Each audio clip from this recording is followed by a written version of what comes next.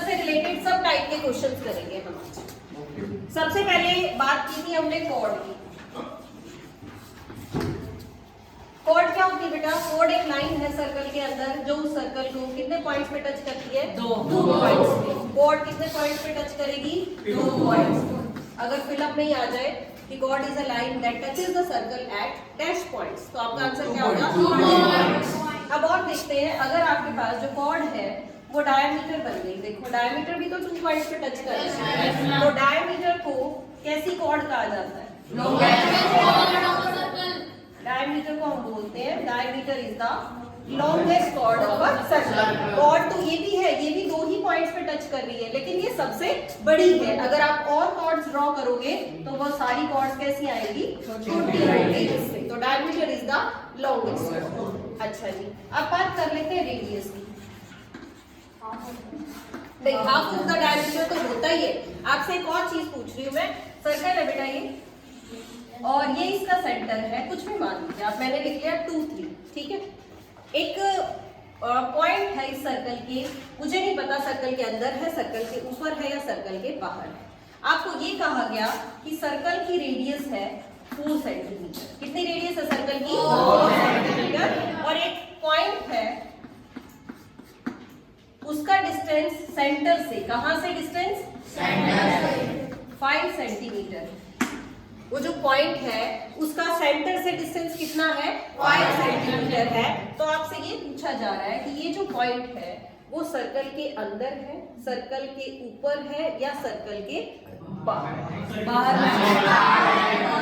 Outside the circle? क्यों? क्योंकि अगर उसका डिस्टेंस 5 से ज्यादा है तो पॉइंट कहाँ जाएगा? आउटसाइड द सर्कल जाएगा। अगर रेडियस 4 है और डिस्टेंस कहा जाए 3.9 तो कहाँ आएगा? और अगर डिस्टेंस भी सेम हो जाए कि डिस्टेंस कितना है? 4 सेंटीमीटर, तो ऑन द सर्कल। क्लियर है ये बात? Yes ma'am. चलिए, अब आपके पास इस चैप्टर में बहुत सारी थ्योरम्स है, पता होगा आपको। मैं थ्योरम्स के प्रूफ तो नहीं कराऊंगी, लेकिन आपको एक बार इंपॉर्टेंट सारी थ्योरम्स बता देती हूँ। सबसे पहले 10.2 से शुरू करें। 10.2 में क्या थ्योरम्स थी? कंसेंट्रिक सर्कल्स है और 2 इक्वल कॉर्ड्स है। किया होगा आपने क्वेश्चन। कॉर्ड को मिलाते हैं इस तरह से, 2 ट्रायंगल्स बन जाती है। क्या बन गई? 2 ट्रायंगल्स बन गई। और हम क्या करते हैं? इन ट्रायंगल्स को कॉन्ग्रुएंट प्रूव करते हैं। वो आपको आता है, किसी में ऐसे ऐसे हो जाती है, किसी में ऐसे ऐसे हो जाती है। कॉन्ग्रुएंट का मतलब क्या है? अगर ये कॉर्ड्स इक्वल है तो ये तो ऑलरेडी रेडियस है बेटा, OA OC ऑलरेडी इक्वल होती है, ये दोनों कॉर्ड्स इक्वल हो गई, ये पॉइंट बीच में कॉमन हो गया। तो ये कहा जाता है कि ये जितने भी एंगल्स बनाएंगी कॉर्ड्स, ये सारे कैसे होंगे? इक्वल होंगे। By simplicity you can say all the sides are equal and all the angles are equal. ऐसा कब हुआ? जब कॉर्ड्स कैसी है? इक्वल। जब कॉर्ड्स कैसी है? इक्वल। फिर हमने एक और रिजल्ट पढ़ा बेटा, क्वेश्चंस रिजल्ट के ऊपर बेस्ड ही है। 2 circles intersect each other at 2 points. ठीक है, 2 सर्कल्स है, इस सर्कल का सेंटर है O1, इस सर्कल का सेंटर है O2। ये दोनों सर्कल्स 2 पॉइंट पे इंटरसेक्ट कर रहे हैं। This is point A and this is point B। अब इस पॉइंट से मैंने एक कॉर्ड बना दी। ये जो AP कॉर्ड आपको नजर आ रही है, ये दोनों ही सर्कल्स में, देखो आप थोड़ी देर के लिए इधर वाला सर्कल नहीं देखोगे तो है ना फर्स्ट वाले में, और अगर आप इधर नहीं देखोगे तो ये सेकंड वाले में भी है। तो ये जो AB है, ये दोनों की क्या है? कॉमन। रिजल्ट क्या है कि सेंटर्स को मिलाने वाली जो लाइन होती है, the line joining the centres bisects the common chord. ये जो लाइन सेंटर्स को मिला के हमने ड्रॉ की, इस लाइन का क्या काम है? वो इस कॉर्ड को क्या कर रही है? बाइसेक्ट। और बाइसेक्ट नहीं कर रही, परपेंडिकुलर भी है। क्या है साथ में? परपेंडिकुलर। यानी थ्योरम क्या है आपकी कि the line joining the centres of 2 circles is the perpendicular bisector of common chord. Repeat कर रही हूं, समझिए क्या है। The line joining the centres of 2 circles is the perpendicular bisector of common chord. अब परपेंडिकुलर तो ये सब तरफ से है बेटा, पता है आपको। अगर यहाँ 90 डिग्री एंगल है तो ऑब्वियसली यहाँ पे भी है, यहाँ भी है और यहाँ पे भी है। लेकिन जो बाइसेक्टर है वो कॉर्ड का है, ये बात समझनी ज्यादा जरूरी है। अगर यहाँ पॉइंट बीच में O है तो मेरे थ्योरम के अकॉर्डिंगली मैं ये कह सकती हूँ कि AO is equal to BO, ये तो चीज है करेक्ट। और अगर मैं कह रही हूँ कि O1O is equal to O2O, तो इसके लिए मेरे पास श्योरिटी नहीं है। ये समझने की कोशिश करना। बाइसेक्टर किसका होगा? अगर मिड पॉइंट कहे या बाइसेक्टर कहे तो बाइसेक्टर होगा कॉमन कॉर्ड का। किसका बाइसेक्टर है? कॉमन कॉर्ड का बाइसेक्टर है, ना कि सर्कल्स के सेंटर्स को मिलाने वाली लाइन। याद रहेगा रिजल्ट? कई बार क्या कहा जाएगा क्वेश्चन में कि ये इस तरह से लाइन दी हुई है जी, ये 3 सेंटीमीटर है, ये बताओ कितना है? कितना होगा बेटा? 3 होगा। ये भी या आपको पूरा ये कहा जाए find the length of this common chord, तो 6 सेंटीमीटर। इस तरह का क्वेश्चन आपकी 10.5 एक्सरसाइज का फर्स्ट क्वेश्चन ही है। उसमें क्या कहा गया? एक सर्कल है 5 सेंटीमीटर का रेडियस का और दूसरा सर्कल है 3 सेंटीमीटर रेडियस का, तो कॉमन कॉर्ड की लेंथ बतानी थी। तो कुछ इसी तरह का क्वेश्चन था। यहाँ 5 आ जाता है, यहाँ पे 3 आ जाता है, उसमें यहाँ 4 बन जाता है, क्योंकि पाइथागोरन ट्रिपलेट भी काम करता है। पाइथागोरस थ्योरम पता है ना आपको? यहाँ 90 डिग्री एंगल है तो पाइथागोरस थ्योरम भी सेटिस्फाई होनी चाहिए। आपकी थ्योरम का रिजल्ट भी काम आता है या आप पाइथागोरस थ्योरम से देख लो, दोनों ही चीजें इस पे एप्लीकेबल है। फिर हमने इस चैप्टर में और बहुत सारे रिजल्ट पढ़े हैं बेटा। अगर 10.5 की बात करूं, 10.5 में हम क्या पढ़ते हैं? Cyclic quadrilateral.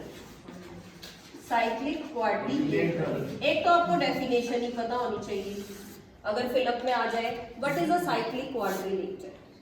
साइक्लिक क्वाड्रिलेटरल एक ऐसी क्वाड्रिलेटरल होगी, क्वाड्रिलेटरल का मतलब समझते हैं आप लोग? 4 साइडेड क्लोज फिगर। वो साइक्लिक कब होगी? जब उसके सभी पॉइंट्स किस पे लाई कर जाएंगे? सर्कल। जितने भी पॉइंट्स होंगे, जितने भी उसके वर्टिसेस होंगे, वो किसको टच करेंगे? सर्कल। अगर मैंने इस तरह फिगर बना दी, मान लीजिए इसके बाहर चला गया एक पॉइंट क्वाड्रिलेटरल का, आउटसाइड चला गया इस तरह से, तो बताओ अब क्या ये साइक्लिक है? ये साइक्लिक अब क्यों नहीं है? क्योंकि इसका ये जो पॉइंट है ये सर्कल के आउटसाइड। और अगर ये क्वाड्रिलेटरल इस तरह से बन जाए और आपको फिगर में पूछ लिया जाए इज इट साइक्लिक और नॉट?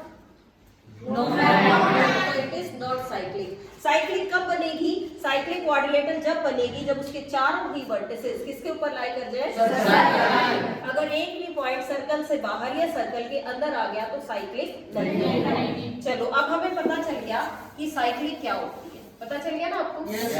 अब साइक्लिक को यूज करना सीखना है। क्वेश्चंस में यूज कैसे होती है? मान लीजिए ये आपकी एक साइक्लिक क्वाड्रिलेटरल है, तो साइक्लिक क्वाड्रिलेटरल के रिजल्ट्स क्या होंगे? Opposite angle. साइक्लिक क्वाड्रिलेटरल के ऑपोजिट एंगल्स का सम 180, यानी एंगल A प्लस C क्या होगा? 180, और एंगल B प्लस D क्या होगा? 180। फिक्स है बेटा, ठीक है। अगर आपको ये कहा जाए कि ये साइक्लिक है तो आप लिख सकते हो कि हाँ जी, फिर बिल्कुल पक्का है कि एंगल A प्लस C 180 ही होगा। और अगर उल्टा आ जाए, आप किसी क्वेश्चन में ये प्रूव कर दे कि A प्लस C 180 है, तो आप क्या कहोगे कि हाँ जी ये जो है पक्का साइक्लिक है। इसके ऊपर बेस्ड आपकी एक्सरसाइज में 2 क्वेश्चंस हैं। एक बार अगर कोई बच्चा एक्सरसाइज खोलेगा तो पता चल जाएगा। एक क्वेश्चन तो है देयर इज अ ट्रेपीजियम, दोनों पेयर इक्वल करने पड़ते हैं। हाँ जी, there is a trapezium. Question ये है कि if the non parallel sides of trapezium are equal then prove that it is cyclic. Theorem जैसे ही रिजल्ट है।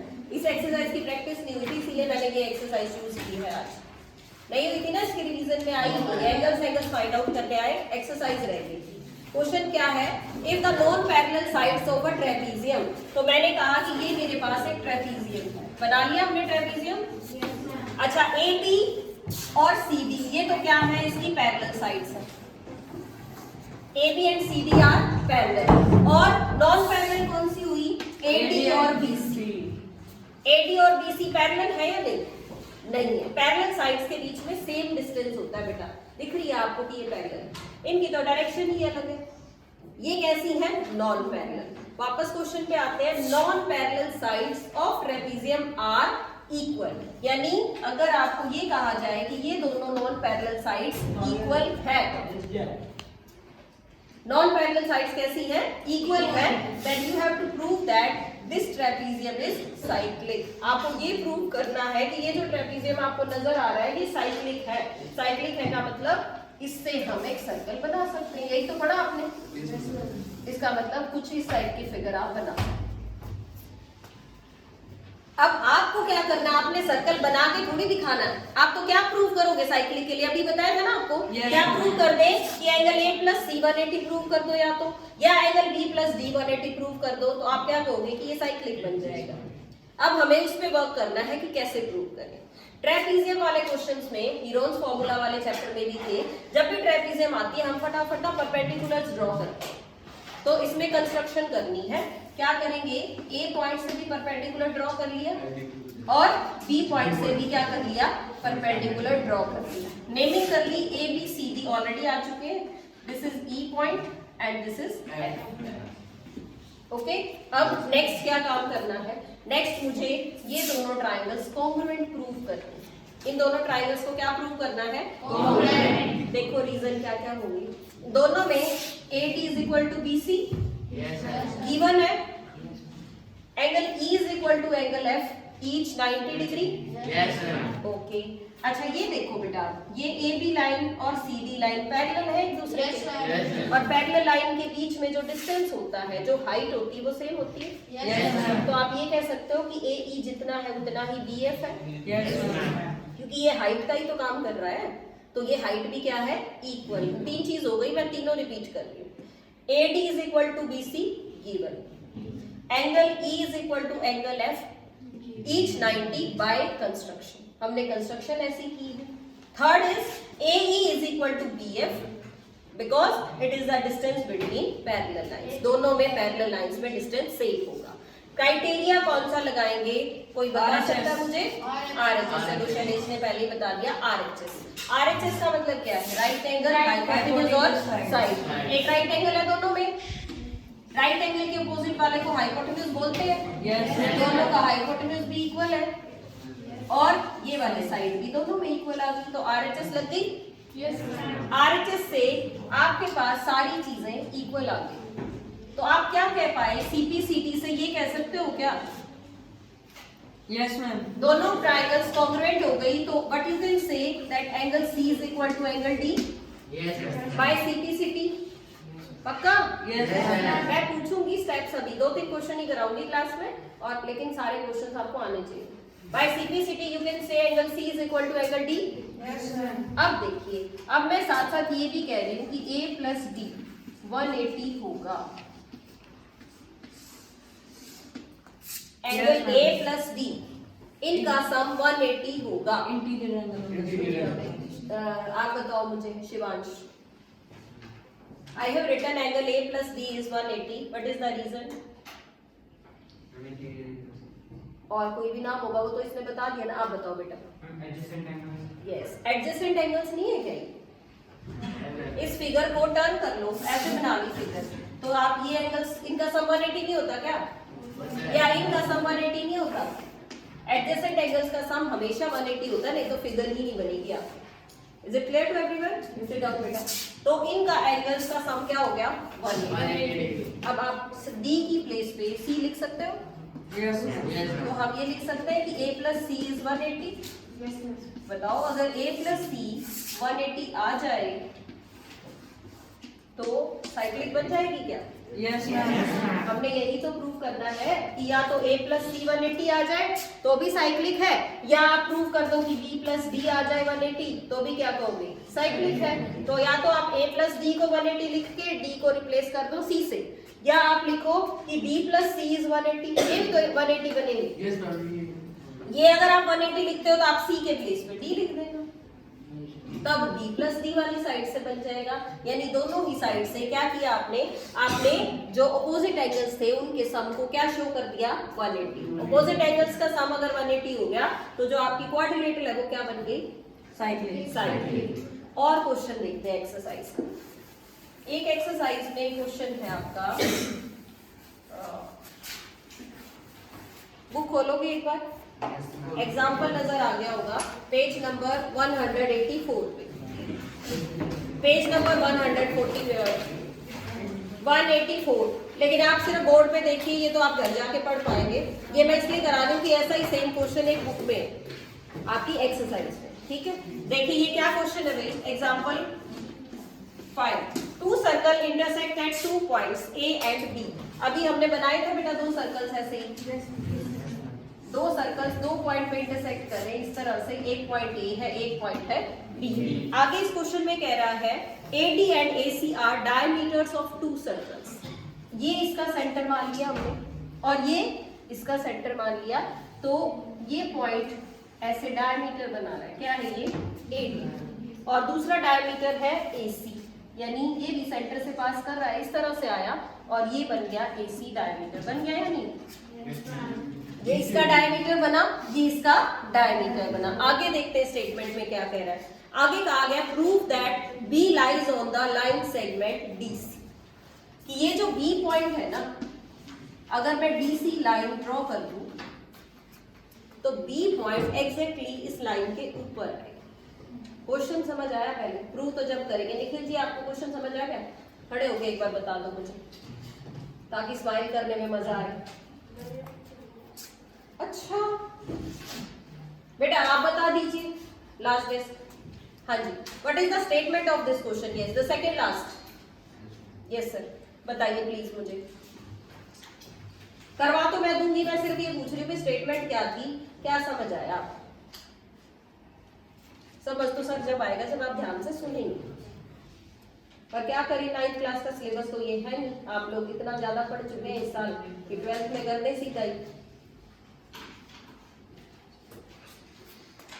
सुन लेना आप ध्यान से, हो सकता है मैं फिर बाद में पूछूं। एक बार देख रहे हैं बेटा दोबारा से, दो सर्कल्स है, एक सर्कल, कोई बात नहीं, आई एम रिपीटिंग, दो सर्कल्स है, दो सर्कल्स में इसका सेंटर मैंने कहा O1 है, इसका सेंटर कहा O2 है। ये दो सर्कल्स 2 पॉइंट पे इंटरसेक्ट कर रहे हैं, A और B पॉइंट पे।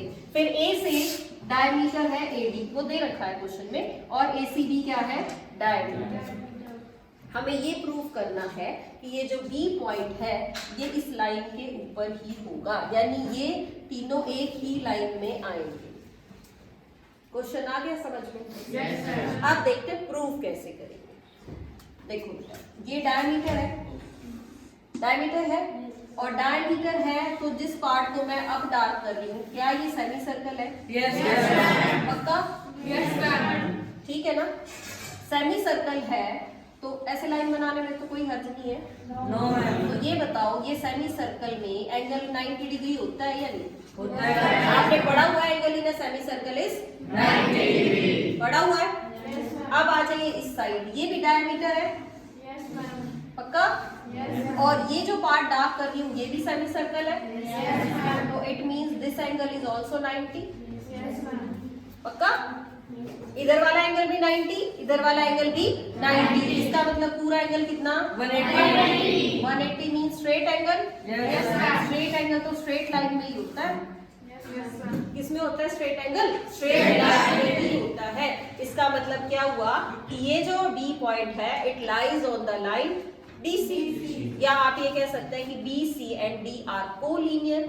कोलिनियर वर्ड का मतलब होता है they lie in the same line. अगर पॉइंट एक ही लाइन में होंगे तो उनको क्या बोलते हैं? कोलिनियर बोलते हैं। ठीक है, क्वेश्चन आ गया समझ में बेटा? अब इस एक्सरसाइज का क्वेश्चन है बिल्कुल सेम। अगर आप पेज टर्न करेंगे और question number 10, exercise 10.5, question number 10, उसकी स्टेटमेंट पढ़िए एक बार। क्या स्टेटमेंट है? If the circles are drawn taking 2 sides of a triangle as diameter.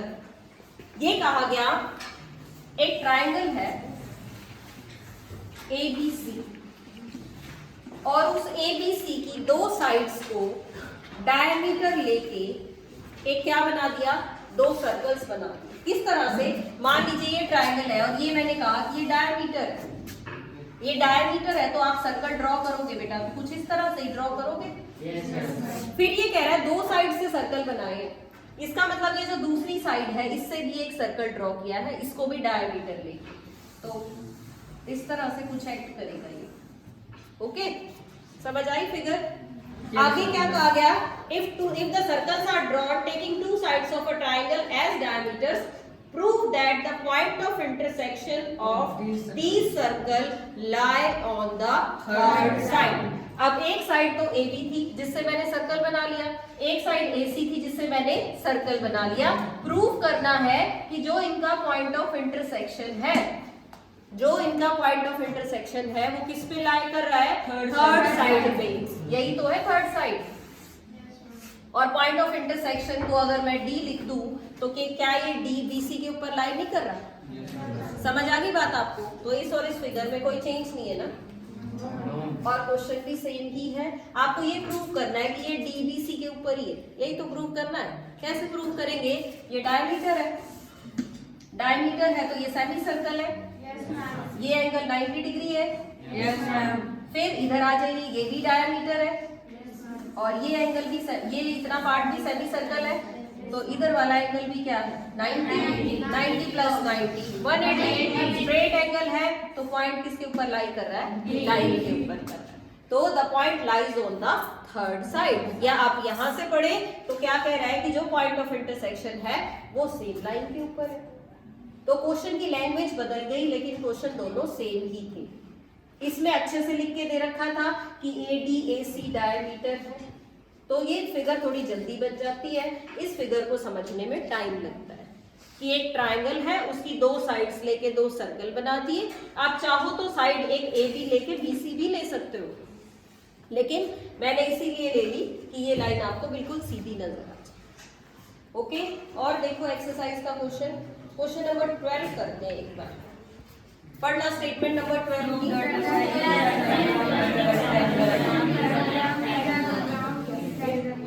Prove that cyclic parallelogram, sit down बेटा, both of you sit down, ताकि ये आपके साइड वाला नितेश भी तो नजर आ जाए। क्वेश्चन है प्रूव दैट साइक्लिक पैरेललोग्राम को क्या प्रूव करना है? रेक्टेंगल। अच्छा, ये क्वेश्चन बेटा वही बच्चे प्रूव कर सकते हैं जिसको ये पता हो साइक्लिक क्या है, जिसको ये पता हो पैरेललोग्राम क्या होता है, और उसको ये भी पता होना चाहिए कि रेक्टेंगल क्या होता है। ये सारी चीजें आपको पता होगी तभी प्रूव कर पाएंगे। ठीक है, पहले हम यही समझ लेते हैं इन सब का मतलब क्या है। साइक्लिक का मतलब है अपोजिट एंगल्स का सम कितना होना चाहिए? 180।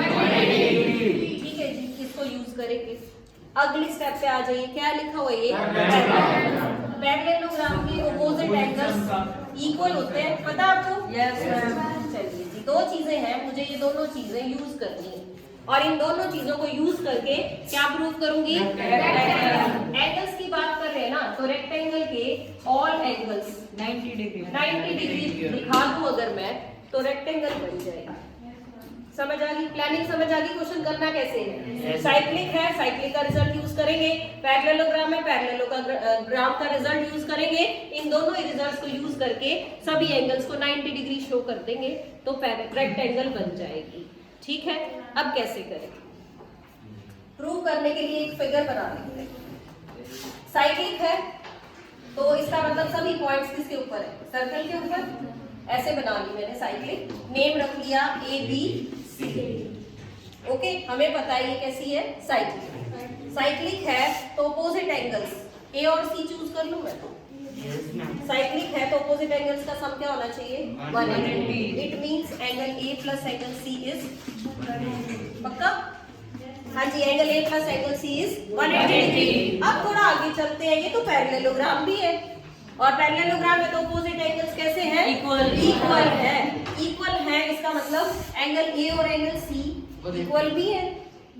yes, या नहीं? इक्वल भी है ना, तो बट आप लिख सकते हो angle A is equal to angle C। कर देते हैं put, twice of angle C के प्लेस पे A रख देती हूँ। A प्लस A क्या बन गया? 180। 2A इज 180, A क्या आ गया? 90। अच्छा, अगर आप ऐसे कर लेते, C के प्लेस पे A ना रख के A के प्लेस पे C रख लो, इक्वल है ना ये? yes, अगर आप A के प्लेस पे C रखोगे तो ट्वाइस ऑफ C 180 बन जाएगा। उससे C क्या आ जाएगा? 90। और अगर आप A प्लस C की जगह B प्लस D ले लेते,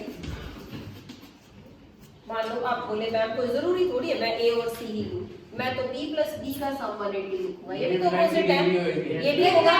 फिर B और D अपोजिट है तो आप लिख सकते हो कि B और D इक्वल है। इससे क्या हो जाएगा? इससे आप B भी 90 निकाल सकते हो और DD 90 निकाल सकते हो। it means all the angles are of 90 degree. If all the angles are of 90 degree, तो जो फिगर है आपकी वो क्या बनेगी? रेक्टेंगल बनेगी। अब आपको ये चीज भी सोचनी चाहिए थी, मैम तो एंगल्स पे ही जोर दे रही है, रेक्टेंगल की तो साइड्स भी अपोजिट साइड्स इक्वल होती है ना? Yes, ma'am. और एक बार तो सबके दिमाग में आया भी होगा कि मैम रेक्टेंगल की साइड्स इक्वल क्यों नहीं कर रही है, एंगल्स कोई बोले जा रही है, बोलो। Opposite side. हाँ, अपोजिट साइड्स इक्वल होती है, लेकिन मैम वो रिजल्ट यूज नहीं कर रही। क्यों नहीं यूज कर रहे बेटा? क्या दे रखा है? अपोजिट साइड तो इक्वल होती ही है। Yes, ma'am. होती है या नहीं? Yes. तो पैरेललोग्राम में रेक्टेंगल में फर्क क्या है? देखो पैरेललोग्राम तो हम इस तरह से बनाते हैं और रेक्टेंगल हम इस तरह से बनाते हैं। पैरेललोग्राम की दी अपोजिट साइड्स ए बी आपका सी डी के इक्वल होगा और बी सी ए डी के इक्वल होगा, लेकिन इससे तो काम नहीं चलता मेरा। रेक्टेंगल के लिए मुझे एंगल और कितने डिग्री के चाहिए होते हैं? 90 डिग्री के। इसीलिए हम ऐसा कर रहे हैं। साइड्स पे तो हमने देखा ही नहीं, क्योंकि ऑलरेडी पैरेललोग्राम है, अपोजिट साइड्स और अपोजिट एंगल्स तो उसके इक्वल हैं। ठीक है बेटा, काफी इंपॉर्टेंट क्वेश्चन थे, मैंने करा दिए हैं इस एक्सरसाइज में से। आपके एग्जाम में भी क्वेश्चन जरूर है, जितने मैंने करा दिए ऑब्वियसली उसमें से जरूर होगा कोई ना कोई। Yes, ma'am. अभी भी वो आया था एक, तुम इस साइड 2 सेंटीमीटर का।